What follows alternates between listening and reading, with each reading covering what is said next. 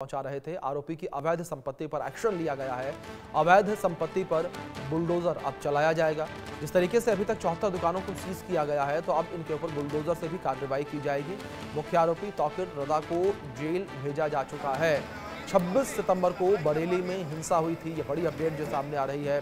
26 सितंबर को बरेली में हुई हिंसा के आरोपियों पर कार्रवाई जारी है। मुख्य आरोपी तौकीर रजा को जेल भेजा जा चुका है। अब तक उसकी संस्था इत्तेहाद-ए-मिल्लत काउंसिल के नाम पर बटोरी गई अवैध संपत्ति पर प्रशासन का शिकंजा कसा जा रहा है। हमारे सहयोगी आलोक गुप्ता बरेली से जुड़े हैं, उनका रुख करेंगे इन्फॉर्मेशन के लिए। आलोक, जिस तरीके से लगातार कार्रवाई की जा रही है, अब क्या इन्फॉर्मेशन मिल रही है? किस तरीके से बुलडोजर एक्शन जो है वो देखने को मिलेगा बरेली में? जी बिल्कुल, जैसा कि आपको बता दें, जो बरेली में 26 तारीख को बड़ा बवाल हुआ था, उसके बाद पुलिस और प्रशासन लगातार एक्शन मोड में है। और जो नगर निगम की जमीन है, जिन पे 36 दुकानें अभी तक सील की गई थी ग्राउंड फ्लोर पे, तो नगर निगम ने ऊपर की दुकानें और सील कर दी हैं। कल तब टोटल 74 दुकानें सील की जा चुकी है, जिनकी अनुमानित कीमत लगभग 100 करोड़ रुपया की जा रही है। और ये 2005 में इनको बनाया गया था, तो उस समय भी प्रशासन ने किसी ने इनको रोकने की जहमत नहीं उठाई। लेकिन अब योगी सरकार में जब ये सामने आया कि इतनी बड़ी संख्या में बरेली की पौष इलाके में मस्जिद के आड़ में ये जो दुकानें बनाई गई हैं, इनको ढाया जाएगा। क्योंकि देखने में आया है कि फर्जी तौर पर इन लोगों ने कोर्ट में इसको डाल दिया है। तो नगर निगम का कहना है कि जल्दी कोर्ट से स्टे इनका ब्रैकेट किया जाएगा। उसके बाद इस 74 दुकानें को डेमोलाइजेशन किया जाएगा, बुलडोजर चलाया जाएगा। इसी के साथ साथ अभी जो परसों तौकीर रजा के जो दामाद हैं, उनके यहाँ जो बुलडोजर की कार्रवाई नगर निगम द्वारा की गई थी, उसमें जानकारी में आया है कि उनके घर के पीछे जो बाउंड्री बना रखी थी, उसमें चोरी की लाइट से ई रिक्शा चार्ज किए जाते थे, जिसमें बिजली विभाग ने उनके खिलाफ एफआईआर दर्ज की है। और एफआईआर के साथ साथ 1 करोड़ रुपए का सम्मन शुल्क निकाला है, जो उनसे जल्द ही जल्द वसूला जाएगा।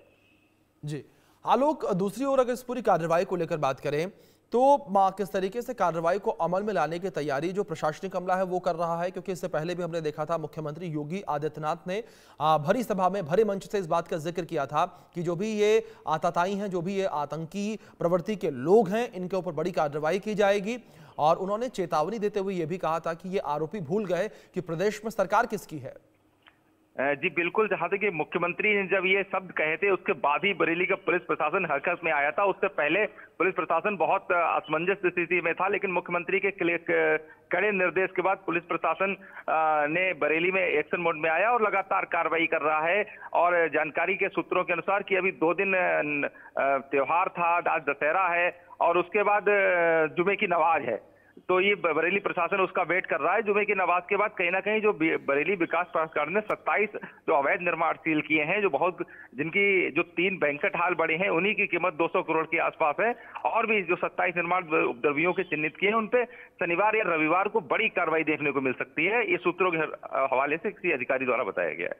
जी, दूसरी ओर अगर बात यहां पर आलोक कार्रवाई को लेकर करें, तो यह भी कहा गया कि जो भी उपद्रवी उस दिन हिंसा में शामिल थे, उन उपद्रवियों की संपत्ति की भी जांच की जा रही है।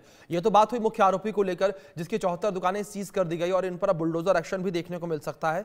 लेकिन अगर बात उन उपद्रवियों को लेकर करें जो उस दिन हिंसा में शामिल थे, जो भीड़ वहां पर मौजूद थी, उसको लेकर किस तरीके से कार्रवाई की जा रही है?